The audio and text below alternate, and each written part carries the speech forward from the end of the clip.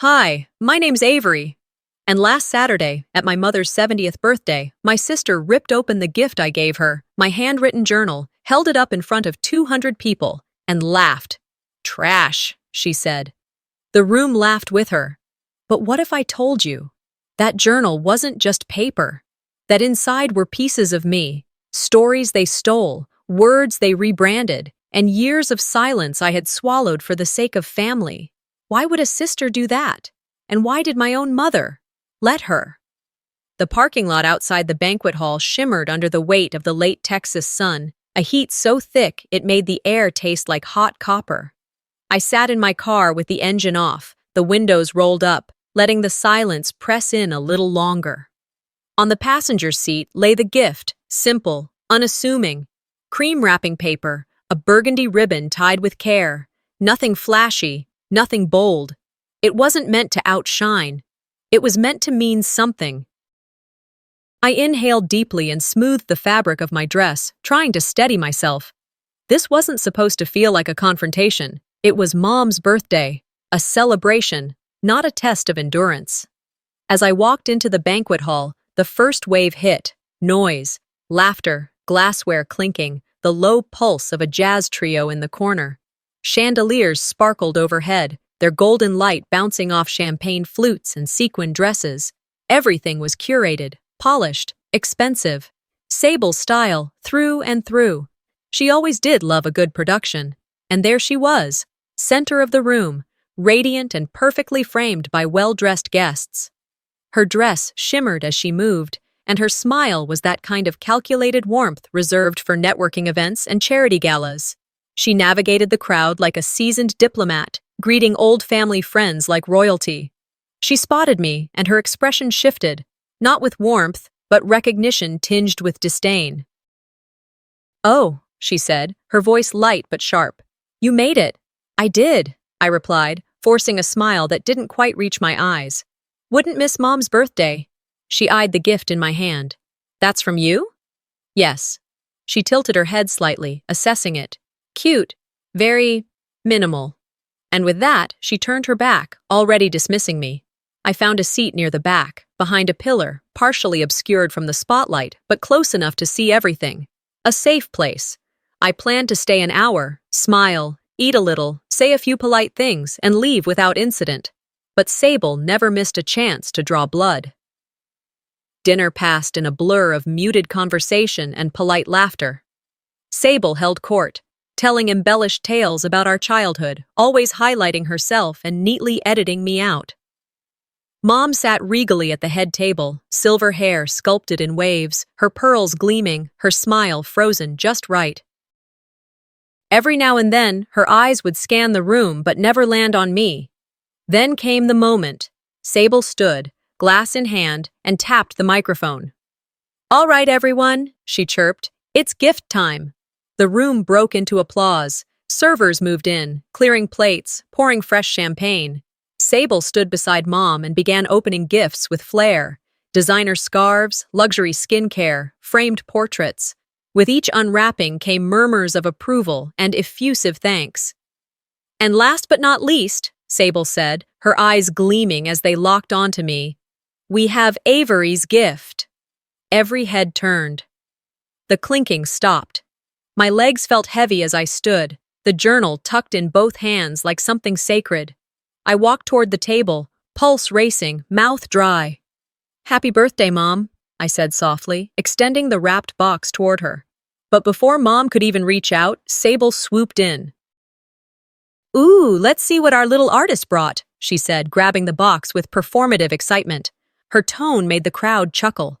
I froze, palms empty, heart hammering. She tore through the wrapping with a flourish and pulled out the vintage leather journal. It was beautiful, cherry brown, embossed with gold initials, SDH, for Seraphine Delaney Hargrove. But Sable's smile dropped the moment she saw it. "A notebook?" she said, loud enough for the nearest tables to hear. Some guests chuckled again. "This?" She held it up, her voice rising. "Trash." The word hit like a slap. And then, with a flick of her wrist, she dropped the journal into a wastebasket beside the table. A hush fell. The journal landed with a soft thunk that sounded to me like the detonation of a bomb. I could feel my face flush, every inch of skin prickling. People looked away, unsure whether to laugh or feign discomfort. "Recyclable, at least," Sable added brightly. Scattered laughter followed, nervous, uncertain. No one stopped her. No one stood up. "That was meant to hold her memories," I said, voice barely above a whisper. "Sable didn't miss a beat. Then she can write them somewhere that doesn't look like a diary from 1992. I turned toward Mom, desperate for anything. Surprise, concern, defense. But she just sat still, lips pressed into that same tight line, eyes locked on her champagne flute. She didn't say a word. Not one. The weight of her silence cracked something open inside me. A guest coughed. Someone whispered, "Was that on purpose?" I heard the unmistakable click of a phone camera. Someone had filmed it. Someone always did. I stepped back. "Excuse me," I said to no one in particular, and walked out. In the hallway, the laughter and music felt muffled, distant. I stumbled into the restroom and locked a stall, gripping the sides until my breathing slowed. I didn't cry. I refused to. I stared at the mirror for a long time. My makeup was flawless, but my face, my eyes, were not. I looked like someone who had just been erased. Eventually, I stepped out. A few guests lingered by the doors. One of them, Mom's old neighbor, Mrs. Collins, gave me a tight-lipped smile. "Don't let it get to you, honey," she said gently. "Families do things. Out of love." I gave her a faint smile back. "Is that what that was?" She didn't answer. Outside, the banquet hall glowed like a jewel behind me. I sat in my car, fingers trembling on the steering wheel. The phone buzzed. One text. "Hey, saw a clip on Instagram. You okay?" So it was already out there. My humiliation, archived. And that was when it hit me. This wasn't just about tonight. It wasn't a one-time cruelty. It was a pattern. And tonight had finally made it visible, not just to me, but to everyone. As I started the engine, the shame simmered into something else. Something quiet, but burning. This wasn't the end. And it was the beginning. When I finally got home, the house was still, too still. Only the faint ticking of the kitchen clock dared to break the silence. I kicked off my heels, their straps biting into my ankles after hours of smiling through a disaster. I dropped my purse on the kitchen counter and stood there, motionless, letting the hush of the house wrap around me like a too-tight blanket. The drive back had been slow, suffocating. Every red light stretched into eternity. Headlights from other cars glared like silent judges, and I had kept my eyes glued to the road, refusing to check my phone. I had told myself, don't look, don't feed it, don't give it power. But curiosity is its own kind of cruelty. Still in my dress, I collapsed onto the couch, the fabric stiff with banquet air, cheap perfume, wilted flowers, and betrayal. I finally picked up my phone. It lit up before I even touched it. Notifications, mentions, tags, and direct messages scrolled like credits after a bad movie. I opened one. Then another, and then the avalanche began. A video. There I was, on screen, standing in that grand hall, caught mid-breath, my sister Sable's laugh slicing through the background like broken glass. A caption on one post screamed, "When your gift's a flop, and even Mom knows it." I scrolled through the comments.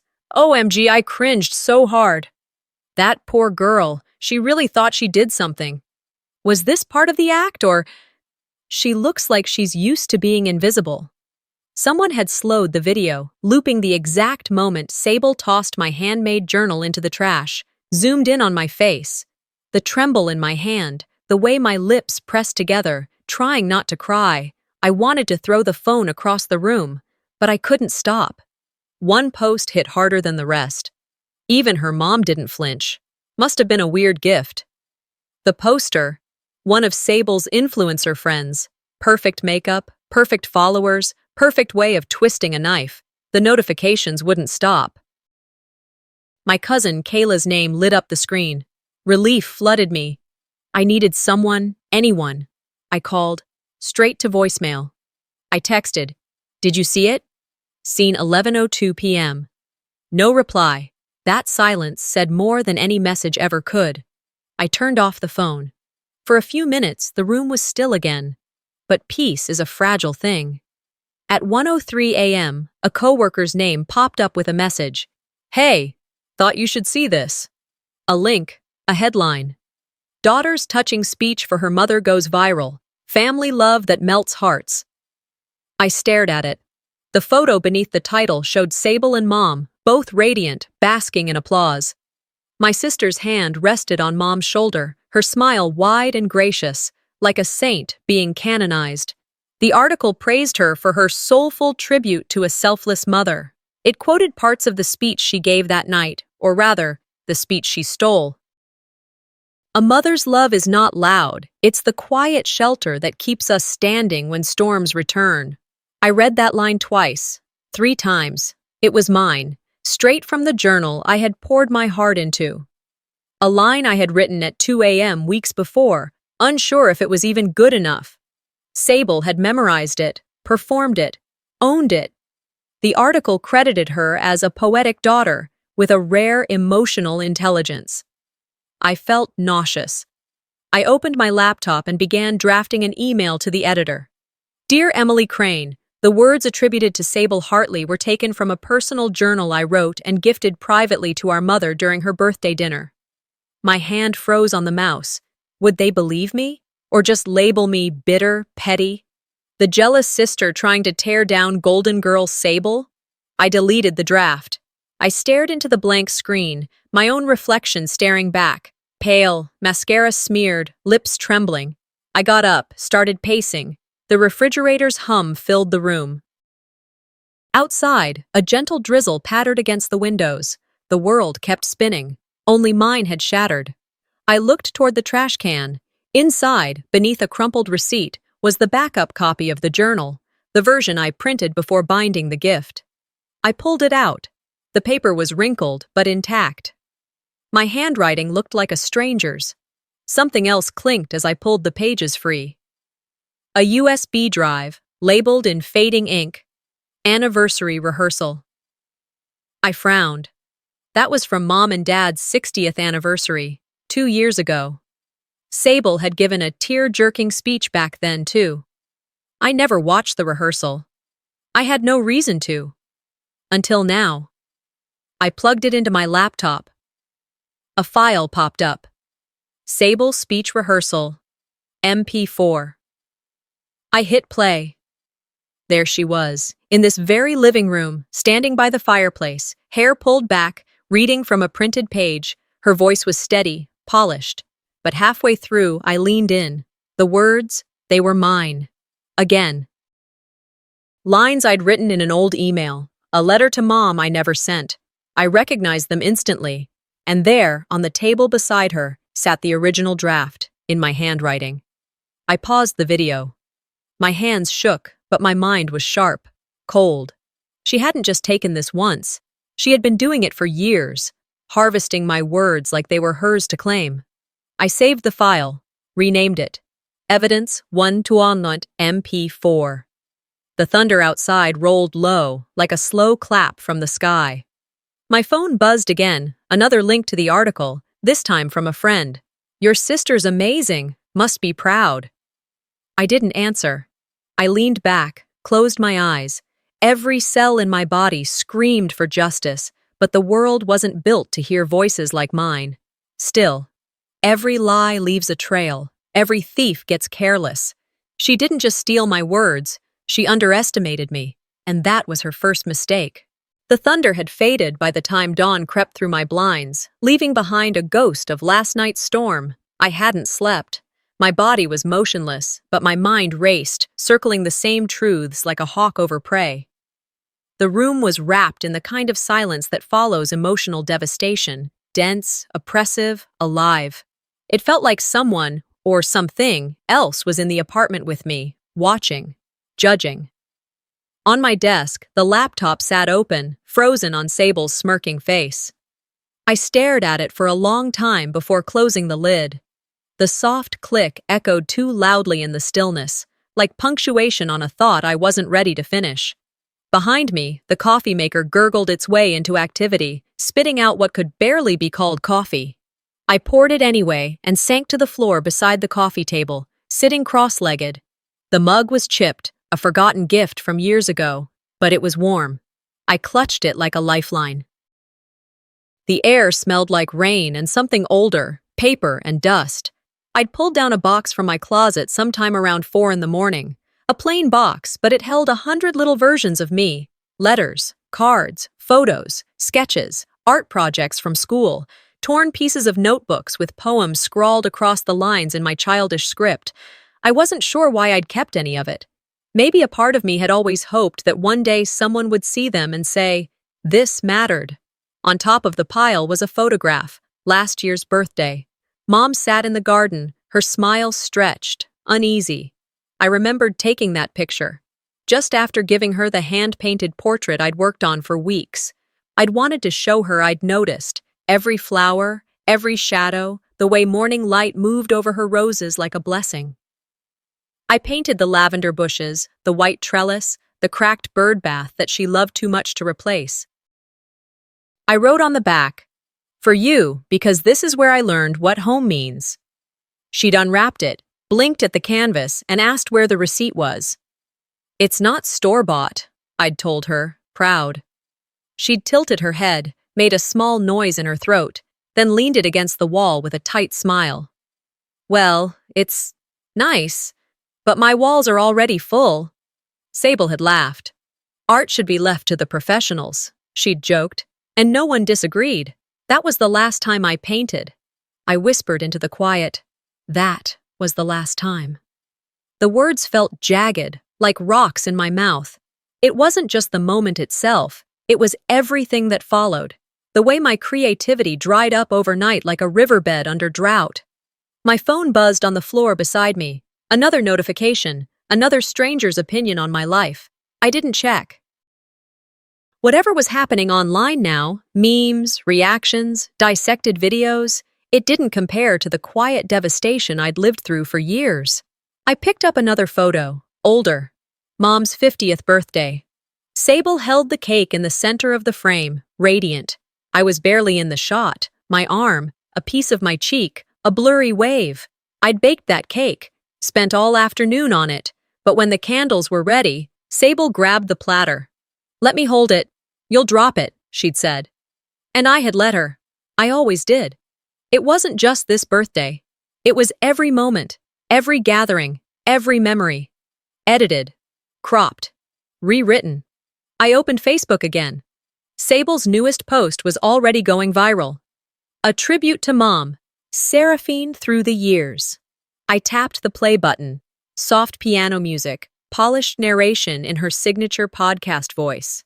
Our mother has always been the light guiding our family. Image after image rolled by. Vacations, Christmas dinners, graduations. Sable's wedding, Sable's first job, Sable's podcast launch. I waited for me. I finally appeared, half a second, waving in the background at Thanksgiving. No name, no mention, just a blur. My graduation, not included. My art exhibit, not even a whisper. Even the garden photo, the one I took, was in the montage, captioned, "Captured by Sable, Mom in her favorite place." I couldn't breathe for a second. My throat locked, not with grief, but with rage. "It's like I was never really part of this family," I said aloud. My voice cracked, unfamiliar in the space. I got up, paced toward the bookshelf. On the middle shelf, behind old journals, I found it. A small wooden box, worn and familiar. Inside were my childhood sketchbooks. I pulled out the first one. Bent cover, faded pencil. I flipped it open, and there it was. A poem, written for Mother's Day, when I was 12. "You are the sun that warms the quiet parts of me. You are the hands that keep the storms away. And I am the shadow learning to stand in your light." I remembered wrapping it with hand-drawn paper, watching Mom unwrap it with distracted eyes. She'd said, "How sweet," and that was that. A week later, the poem showed up on the dining room wall, retyped, framed, signed, by Sable Hartley. Mom beamed. "Isn't your sister talented?" I hadn't said a word. That frame was still there, last I checked. Back in my apartment, I stared at that poem, the real one, in my own handwriting. They didn't just forget me, I said slowly. They erased me, replaced me.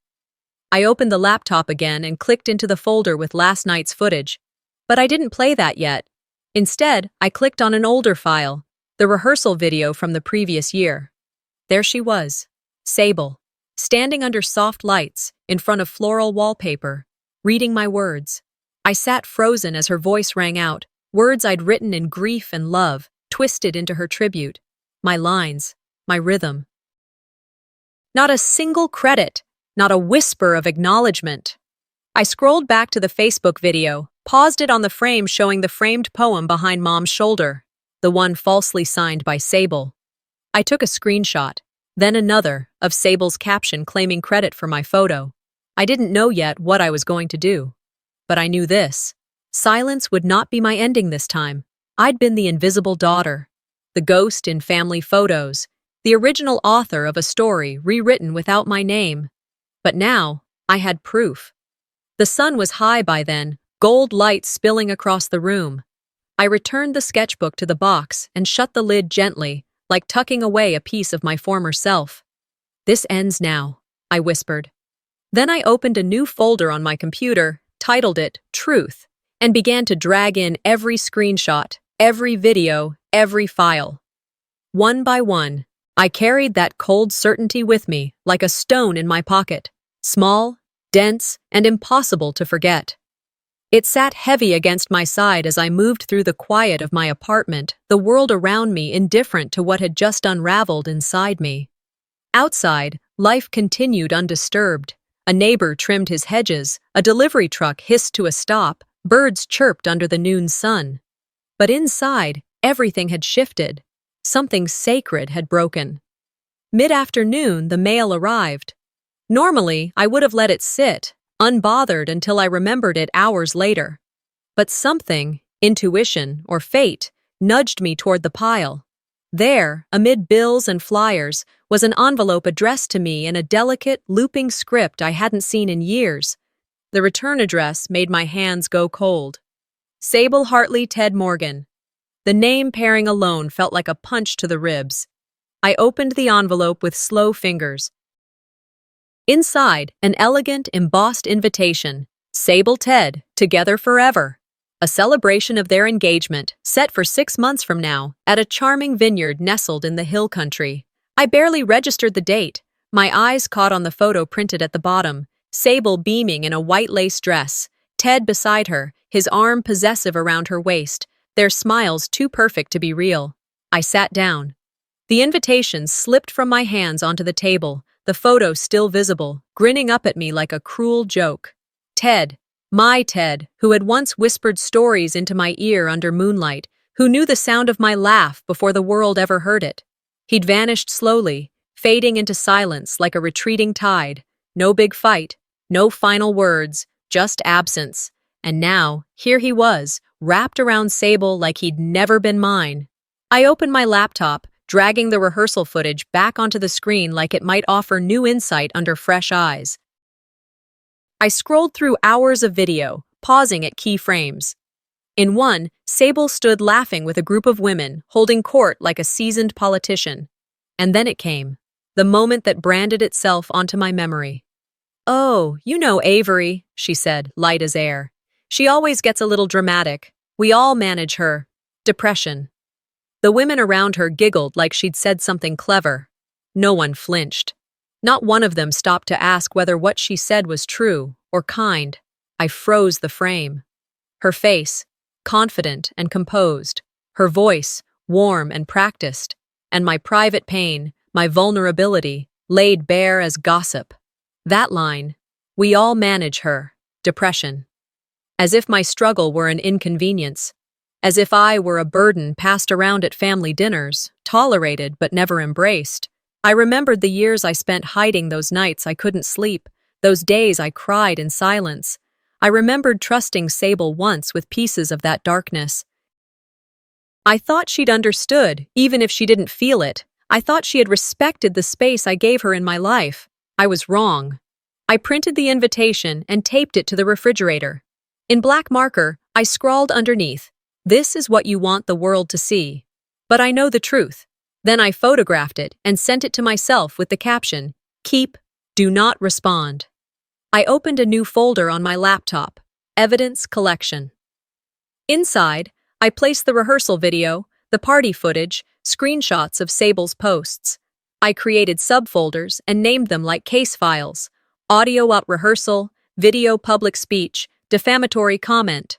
I had no plan, yet, but building a trail felt like regaining control, and control was something no one could steal from me again. A buzz interrupted the silence. A message from Mark, an old friend I hadn't seen in months. "You good?" I stared at the screen for a moment before typing back, "Not right now." I didn't explain. I couldn't. It felt like speaking the pain aloud would only make it more real. Paper and proof felt safer than conversation. Later that evening, there was a knock on the door. For a moment, my breath caught. Ted? A foolish part of me wanted it to be him, apologetic, repentant. But it wasn't. It was Leah, my oldest friend, a lawyer with sharp eyes and a softer heart than most would guess. She held a takeout bag and a look that said she already knew I needed her. "I brought food, and I'm not leaving until you breathe," she said, stepping in. I didn't start with the full story. I showed her the invitation, the video, the way Sable twisted my illness into dinner party entertainment. Leah watched silently. When the clip ended, she spoke. "This isn't just betrayal," she said. "It's misrepresentation. And if she used your words in that speech, she did. Then that's theft. Intellectual property.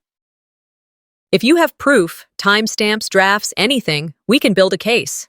The idea of litigation made my stomach twist, but Leah wasn't pushing me. She was giving me tools, not for revenge, but for clarity, for truth. I showed her the folder I'd made, the notes I was keeping. She nodded approvingly. "This isn't petty," she said again. "This is measured. You're documenting what happened, and you'll decide what comes next."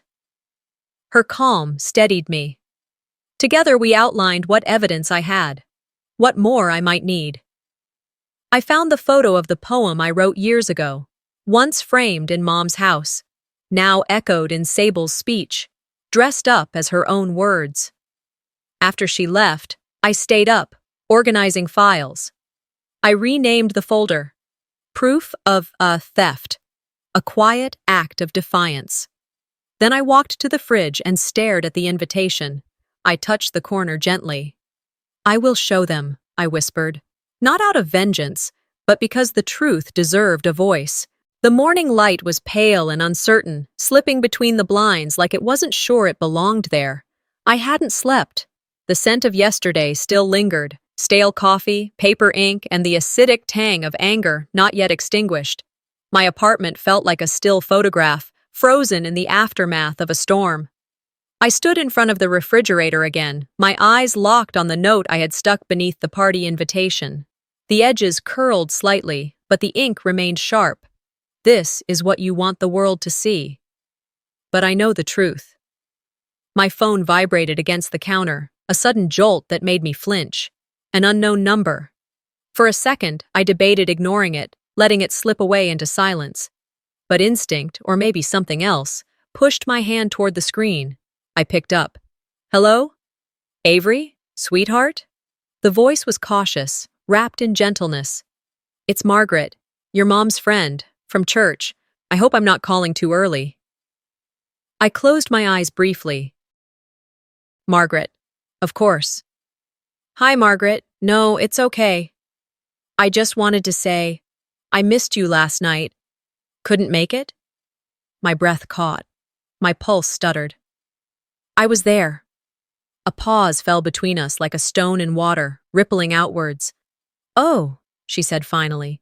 "That's strange. Your mother told me you couldn't come, that you were out of town, work-related?" A familiar tightness curled in my chest. "She said that?" "Well, yes. I even asked if you'd be saying a few words. She said you sent your love but couldn't attend." Margaret hesitated. "Was there a misunderstanding?" A misunderstanding. The word felt brittle in my mouth. No, I said. No misunderstanding. She just told you what she wanted you to believe. There was a long breath on her end of the line. I saw the video this morning, she said softly. It must have been hard. I just want you to know, some of us see what's really going on. Thank you, I said quietly, the words barely making it past the ache in my throat. After we hung up, the silence returned, heavier now. I sat down, the walls of my apartment pressing closer with each breath. Mom hadn't just ignored me that night. She had erased me before I'd even shown up, just in case I tried to be seen. I turned to the laptop on my desk. The folder marked "Proof of Theft" stared back like a dare. But before I could click, my phone buzzed again. A notification. Instagram. I tapped it open with slow dread. A post from one of Sable's friends. Mom's birthday bash, another perfect night. Photos scrolled across the screen like a highlight reel. The gleaming banquet hall, candles flickering in glass holders, smiling faces, perfect poses. Then came the group shot. I almost skipped past it until I saw something that made my stomach twist. There I was, blurry and barely visible, standing just behind Mom. My face was turned slightly, caught mid-motion. But the tag? The tag on that blurred silhouette was not mine. It read, "At Sable Hartley." I stared at it, numb. The erasure wasn't accidental. It was deliberate. I kept scrolling. Another post. A photo of a wrapped gift, the caption gushing, "Sable's handmade journal for her mom. So beautiful, so heartfelt." My journal, my words, my handwriting. My fury didn't explode. It condensed. I set the phone down carefully. No outbursts. Not this time. Instead, I opened my screenshot folder. New subfolder, social media. Inside it, Sable Journal posts. Click, save, label, repeat. Each click was mechanical, almost meditative. This was no longer about sibling rivalry. It was identity theft. She wasn't just mimicking me. She was constructing herself using the fragments of my life, my talent, my voice, my care. I made tea and left it untouched. The day stretched on without me, but I didn't care. My mind looped back to every moment I'd brushed off as harmless competition, every time I'd told myself, she doesn't mean it. But this wasn't innocent. This was design. A ping drew my gaze back to the screen. Email. Subject. About last night. For a moment, I thought, hoped, it might be from Mom. But no. It was from one of her work friends. Attached was a link to an article from the Daily Heartline. I opened it, my stomach sinking. Seraphine Hartley and daughter Sable celebrated in style. The piece dripped with admiration, describing a night of warmth and love, quoting lines from Sable's touching speech, and painting a picture of a united family. A woman who raised 2 wonderful daughters, it said. But only one name kept appearing. I closed the laptop with more force than I intended. The sound echoed. I walked to the window. Outside, the world spun on. Children played, a dog barked, someone whistled a tune. It all felt surreal, like I was watching a life that wasn't mine anymore.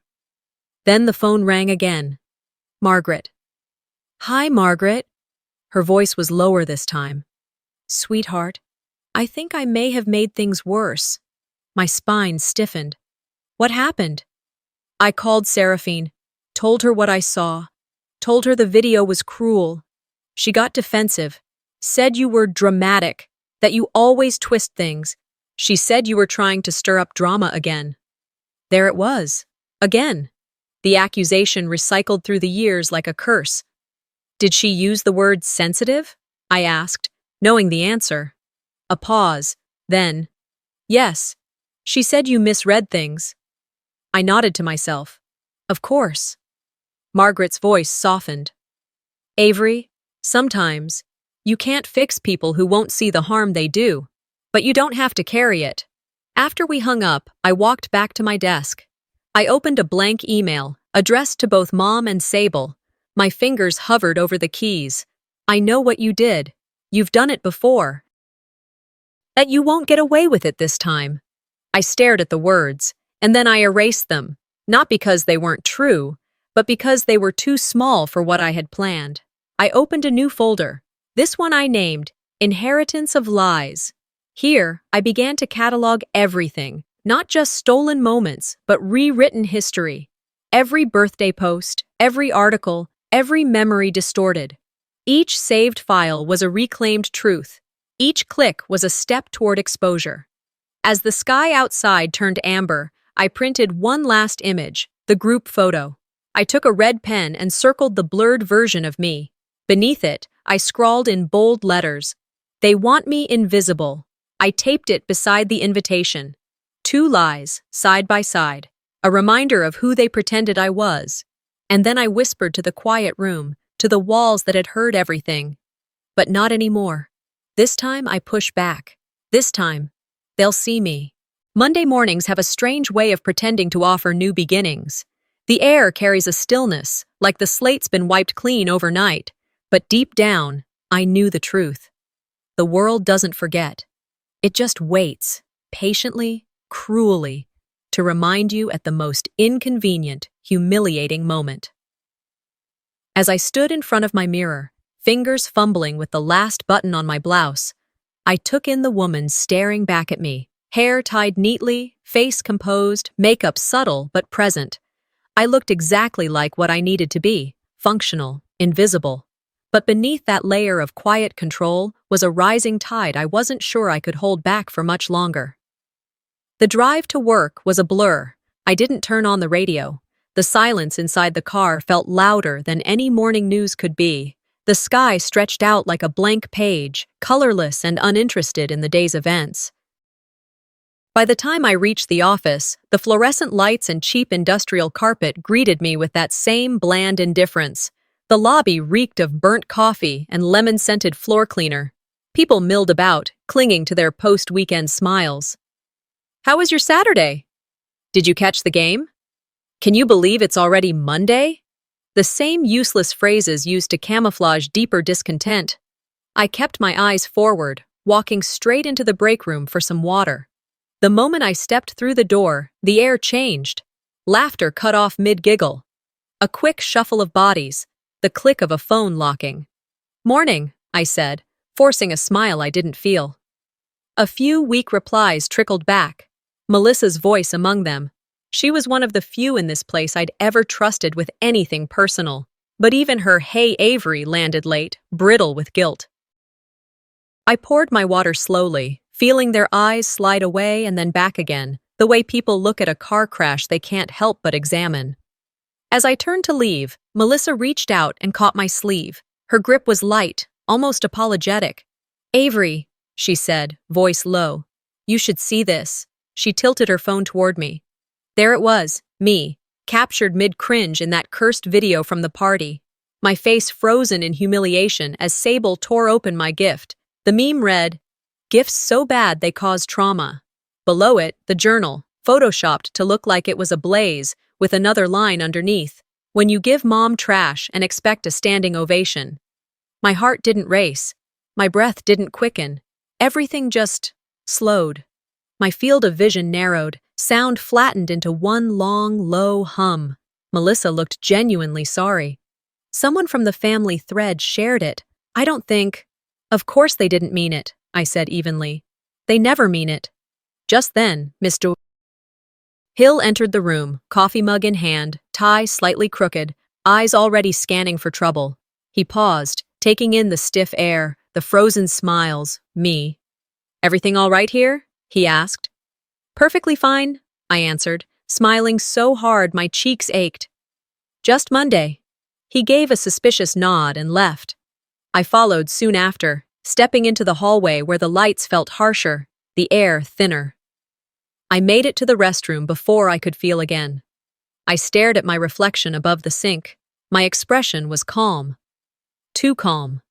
The kind of calm that forms not from peace, but from being wrung dry of everything else. I thought about Sable, about the people who laughed, the ones who reshared, who commented, who privately texted it around like a joke too good to keep to themselves. I didn't cry. I couldn't. I just stood there, silent, absorbing it.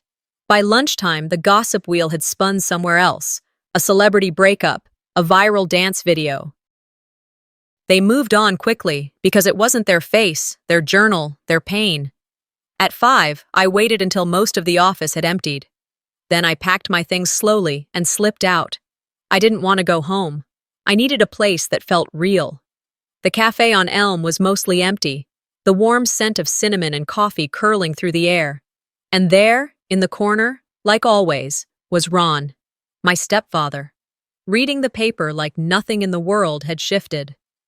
"Hey," I said. He looked up, surprised. "Avery, sit. I slid into the seat across from him. The barista placed a latte in front of me. I cupped it like an anchor.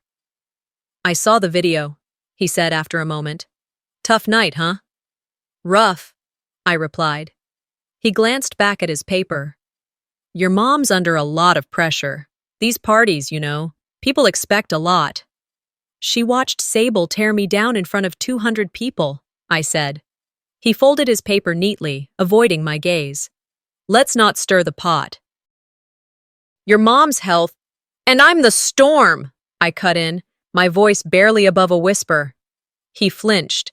"You always see the worst in people, Ave." That hit harder than it should have. I looked at him, really looked. This man who once said I was brave for speaking up, now too tired or too complicit to back me. "If it had been Sable, would you be saying the same thing?" He didn't answer. I stood. "Didn't think so." He didn't stop me. Outside, the city buzzed beneath dim streetlights. I walked without thinking, each step carving out distance from him, from them, from everything that insisted I keep quiet. Back in my apartment, I opened the fridge, the party photo, the red circle on the calendar, stared back at me. I turned on my laptop, typed, "How to file a copyright claim." I followed the links. Description of work, handwritten journal, original writing, publicly misattributed. Relief sought, correction of authorship. I paused, then added, "Author seeks public acknowledgement." I hit save, then I opened another folder. Inheritance of lies, drafts, timestamps, voice memos, proof. I wasn't doing this for revenge, I was doing it for the truth. Before bed, I opened our family group chat. The last message still sat there, Sable's smug caption, "Family forever." I began to type, "You forgot who I am. Let me remind you." I didn't send it, not yet. Because this time, I wouldn't waste words. I'd use proof. The apartment was dim and still when I pushed open the door. Evening shadows spilled through the blinds, the soft buzz of the refrigerator the only sound accompanying my quiet steps. I didn't bother turning on the lights. I wanted the darkness. I wanted it to wrap around me like armor. Only one light blinked. My laptop screen, glowing faintly from the kitchen counter. There it was. The folder titled Proof of Theft, pulsing faintly on the desktop as if beckoning. I sat down slowly, almost ritualistically, and clicked it open. The rehearsal video filled the screen, its timestamp from months ago. I hit play, and there she was, Sable, standing alone in our mother's dining room, bathed in warm lamplight and flanked by a bouquet of tulips I had arranged myself. I had seen this clip before. I'd watched it a dozen times over the last week. But tonight, it hit differently. Every line she delivered wasn't just familiar, it was mine. The cadence, the choice of pause, even the little upward flick of her eyebrow at the end of a line. She wasn't speaking, she was performing me. Not just using my words, but embodying them. Tone, poise, rhythm. A carbon copy with a better dress and a shinier smile. I leaned forward, my breath held as I unhooked the USB drive from the side port of my old laptop. The worn label in my handwriting read, Mom's Party Rehearsal. It had been in the drawer for years, something I couldn't bring myself to delete. Nostalgia had disguised itself as sentiment. Now, it was evidence. I plugged it in, watching as the folders blinked to life. One stood out, speech backups. I opened it. Inside were recordings, rough cuts of me practicing the speech, stumbling over my words, rewriting lines at 2 a.m., barely awake but determined. I clicked the earliest file. There I was, in a sweatshirt, mumbling the first version of the speech, full of raw emotion. In the background, the microwave clock blinked 3:07 a.m. No makeup, no performance, just honesty. In the living room, I stood and began to pace, the sound of the trackpad clicking behind me as I lined up the videos. Sable's rehearsal on the left, mine on the right. I matched the timestamps, synced our voices, and played them side by side. She didn't just borrow, she mimicked, echoed, the same tilt of the head, the same pause before the last line. Then came the ending, that final line. A mother's love is the quietest shelter in the fiercest storm. Sable paused, then looked directly at the camera. That smirk, it wasn't innocent. It was a silent dare. Her eyes gleamed with a message only I could read. Let's see if Mom even notices. I stopped breathing. It wasn't just theft. It was erasure. And she expected to get away with it. I sat back down, my fingers trembling, but sure. I dragged both videos into a new file, labeled it Comparison Evidence. Then I added simple captions across the screen. Who said it first? A single question that would start the avalanche. I exported it as a short clip, the side-by-side contrast, undeniable. Then I uploaded it to my private YouTube channel, an old account I hadn't touched in years. I scheduled the video to go public in 3 days. Just enough time for the calm before the storm. 3 days. Enough time for her to feel secure. Enough time for panic to bloom when it drops. Just as the family gathers again for brunch. Just as the press coverage about the family's perfect daughter peaks. I opened my email and began drafting a message to the local news outlet, the one that adored Sable for her charity work and polished image. Subject: Family's perfect daughter. A lie? Body. Attached is a video comparison between a private rehearsal and a public speech. Stolen lines. Replicated delivery. Misattributed authorship. What does authenticity mean when a carefully curated mask becomes someone else's truth? I hovered over send, my thumb tingled, my chest tightened. Then, I hit save as draft. Not yet. Let her stew. I closed the tab and opened another folder titled Legal Backups. This one wasn't for show. Inside, I had layered proof like a fortress. Filed by date, cross-referenced with metadata, and backed up across multiple cloud drives, pre-edited speech drafts, scanned pages from my journal, email threads where I'd once asked her for input, and she ghosted me, screenshots of her social media captions quoting me without attribution, even recordings of Mom praising Sable's speechwriting skills. All of it lived in that folder now. Quiet, indisputable ammunition. My phone buzzed again, then again. Notifications trickled in from backup services confirming the cloud syncs. One from my secondary email, one from the external drive. I watched the progress bars fill. The web was tightening. Outside, the night deepened. The hum of traffic faded.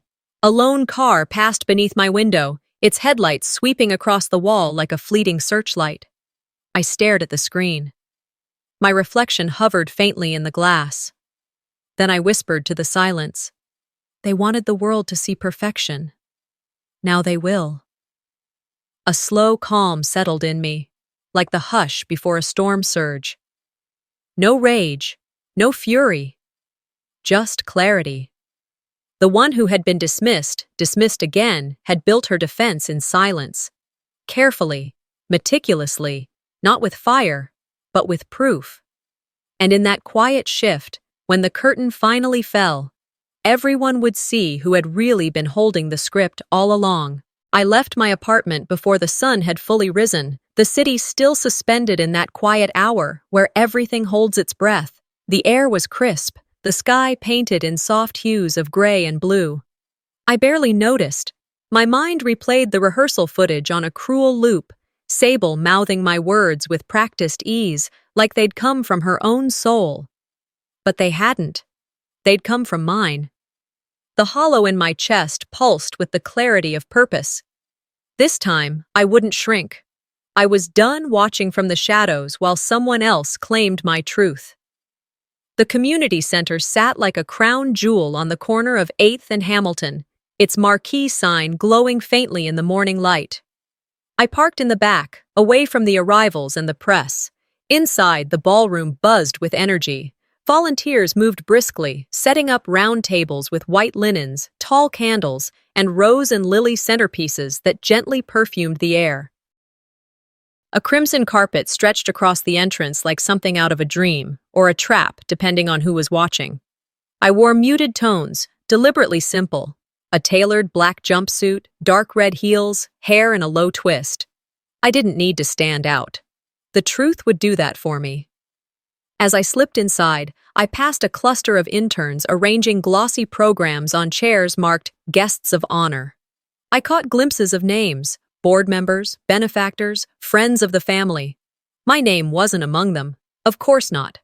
I kept walking, past strangers who didn't recognize me, past old acquaintances who'd stopped remembering. I had one hand in my coat pocket, gripping my phone, knuckles white. The video files were loaded. All I had to do was wait for the right moment. At 11:10, the front doors swung open. There they were, Sable and Seraphine. My mother looked lovely, poised in a dove-gray dress with pearl accents. She smiled graciously at the cameras, but even from across the room, I could see the stiffness in her spine, the slight tremble in her hand as she clutched Sable's arm. Sable, on the other hand, wore that usual performance-ready grin. Every step she took screamed entitlement. They walked in like royalty, my mother and her chosen daughter, and the crowd welcomed them like royalty too. Flashbulbs, polite applause, a few murmurs of awe. A photographer leaned in close. Someone called Sable's name. For a brief second, my stomach turned. That had once been me. I had stood beside my mother in events like these, my words behind her speeches, my love shaping her legacy, but that place had been taken. And today, I was taking something back. The lights dimmed. The MC's voice boomed from the stage, full of warmth and excitement. A large screen came to life behind him, projecting a photo montage. The crowd leaned in as childhood pictures flickered by, Seraphine cradling me as a baby, Sable's 3rd birthday, family vacations, candlelit dinners. Laughter and applause rippled through the hall. It was meant to be a tribute to Mom's legacy, decades of hard work and love, a celebration. But I knew what was coming. Halfway through the montage, the music slowed. Then, without warning, the screen cut to black. A moment passed. Then came the voice. My voice, recorded and clear. This video is brought to you by Avery, original author of the words in the speech you just heard. Gasps. Audible confusion. A few laughs, nervous and scattered. Then the screen lit up again. This time it played a split screen. On the left, the private rehearsal video of Sable practicing the tribute speech. On the right, the live footage from the gala where she delivered it. Same words, same cadence, my words, her face. The room froze. The shift in atmosphere was like a gust of cold wind. People sat straighter in their chairs. Whispers buzzed like static. A man in the front row turned to his wife, blinking in disbelief. The MC looked around helplessly, trapped on stage. Then, from 3 rows behind me, an elderly voice called out, "I remember that speech." Heads turned. It was Joyce, Mom's longtime neighbor, wearing her Sunday best. She stood slowly, balancing on her cane, and pulled a crumpled envelope from her purse. "She read it to me years ago," Joyce said, eyes on Seraphine. "Avery did. In my kitchen, I asked for a copy. Still have it." She unfolded the envelope and held it up. The camera crew zoomed in without needing to be told. On the screen, the handwriting was unmistakable. Mine. The audience rippled with disbelief. A woman behind me whispered, "They lied." The host tried to recover, fumbling with the mic. Sable's mask began to crack. "This is ridiculous," she scoffed, standing abruptly. "We're seriously doing this now." "You're blowing this out of proportion. Speeches evolve. Memories evolve." I didn't wait for an invitation. I walked calmly toward the stage, every step grounding me. The lights hit hard, but I didn't flinch. I reached for the mic. "You didn't just steal words," I said quietly, the room holding its breath. You stole history. Murmurs surged. People stood, some in support, some in stunned confusion. A few simply walked out. Seraphine opened her mouth, her voice barely audible. Avery, please. But I spoke over her, not out of disrespect, but necessity. I wrote that because I loved you, Mom. Every word came from a place Sable never touched. But you listened to her read it, and you applauded like it was hers. You looked proud, like I never existed. Tears spilled down her cheeks. Sable turned her face, jaw clenched. She didn't speak again. I stepped down, not triumphant, just tired. But in that exhaustion was relief. The program eventually resumed. Applause came, but it was muted, uncertain. The screen continued showing my montage, unedited now. No one dared turn it off. I stepped outside into the late afternoon air, lungs filling for the first time all day. A reporter hovered nearby, speaking into her phone. And just like that, the Golden Daughter's image is cracking. I watched her record me. I didn't smile. I didn't wave. I just stood there, grounded in truth. The world was finally tilting back toward honesty. But the sharpest break in that entire room wasn't Sable. It was Seraphine's silence. And that, more than anything, told me she finally knew. The crowd had dispersed, melting into the night like the last trace of a storm.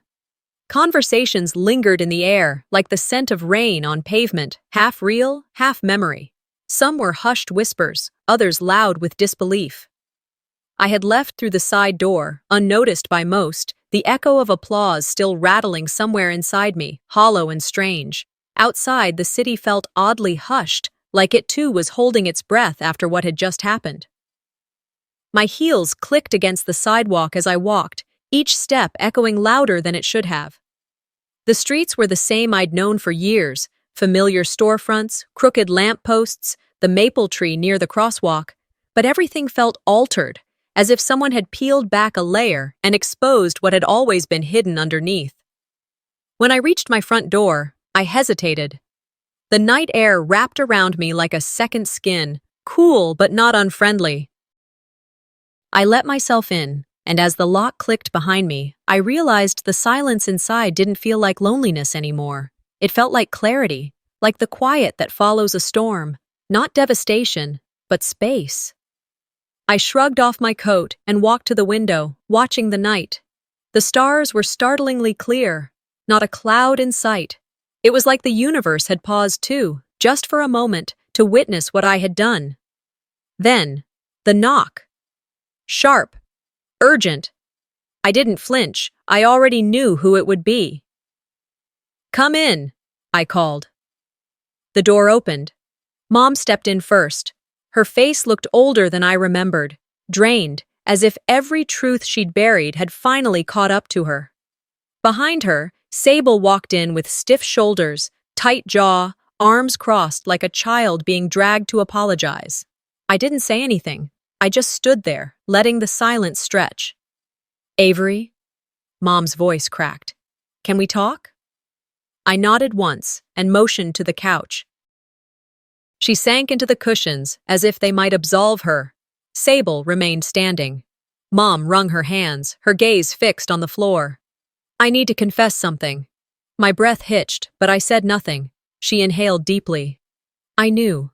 About the speech. The words. I saw them. Before the event, weeks before. I saw the early versions, your drafts. I read them. I closed my eyes for half a second. So you knew. She nodded, slowly, like each movement carried a weight. I thought maybe Sable needed this. She's always been so desperate for approval, for praise. I thought giving her something strong, something powerful, something of yours, would help her rise. I told myself it didn't matter. You chose her, I said, even when you knew the cost. Tears welled in her eyes. I was afraid that if I sided with you, we'd lose Sable. And if I told you the truth, we'd lose you too. You already did, I whispered. You just never noticed. Mom gasped. Please don't say that. I've made mistakes, yes, but I have always loved you, Sable scoffed. So now you're the victim? My gaze snapped to her. I'm not the one who stole someone's work and smiled through the applause. Her voice rose. You're exaggerating. It's not theft. I adjusted it. I made it better. Better? I echoed. You mean shinier, more palatable, less personal? You didn't make it better. You made it yours, and it never was. Mom's shoulders shook as she cried softly between us. I just wanted to keep peace. There was no peace, I said. Only silence, and you mistook it for calm. The room held its breath, like even the walls didn't want to interrupt. In the days that followed, the fallout was swift. The Women's Leadership Network removed Sable's name from the keynote listings, citing misrepresentation of original work. Sponsors began to withdraw from her podcast, first quietly, then with public statements as online clips of the side-by-side comparisons began circulating. Sable posted a video. The lighting was soft, her makeup flawless, the background carefully curated. Her voice quivered just enough to seem sincere. She said she had misspoken, that she was misunderstood. She claimed it was all a family miscommunication and hinted I had taken things too far. But the receipts told a different story. The proof we'd submitted, emails, document histories, even timestamps, left no room for manipulation. I stayed silent. No rebuttal, no interviews. I simply sent a legal notice through my attorney demanding correction, citing copyright infringement. The money awarded in damages wasn't much, but I knew exactly what to do with it. I donated every penny to a local youth art program in Austin, where kids like me, voiceless and aching to be heard, could begin their journey without fear of being erased. One Sunday, spring broke through the last grip of winter. I returned to the community garden where Mom and I once had tea, before everything fractured. Flowers bloomed in soft colors. Bees hovered lazily above lavender stems. I walked slowly, deliberately, carrying two things, a journal and a small plaque. To the girls they tried to erase, the plaque read. I found the bench beneath the old oak tree, the one where I used to sit with my sketch pad, trying to draw a world that made more sense than the one I lived in. I placed the journal on the bench, opened to the first blank page, and began to write. The words came slowly at first, then all at once, not the stolen speech, not the rehearsed lines, just me. My phone buzzed. Margaret. Hey, she said. We're starting a women's circle. Intimate, safe, honest. They want to hear your story, your version, your voice. Will you come? I looked at the garden around me. The wind danced through the branches, stirring the petals at my feet. Maybe, I said, but only if I get to tell it my way. Before she could respond, I hung up gently. Then I looked down at what I had written. This is what truth sounds like, when you finally stop whispering. I underlined the sentence, letting the ink settle, and I stood, not triumphant, not broken, but whole. Not everything ends in fire and fury. Some revolutions begin in silence and end with a single, unwavering voice. Mine. Sometimes, the people who are supposed to love us the most are the ones who silence us the loudest. But healing begins the moment we reclaim our voice, even if it shakes at first. Have you ever felt erased by your own family? Or stood up to the quiet abuse that lingers in polite smiles and holiday dinners? Let me know your story in the comments. I read every single one. And if this story moved you, don't forget to subscribe. More real, raw family stories are coming, and trust me, you won't want to miss what happens next.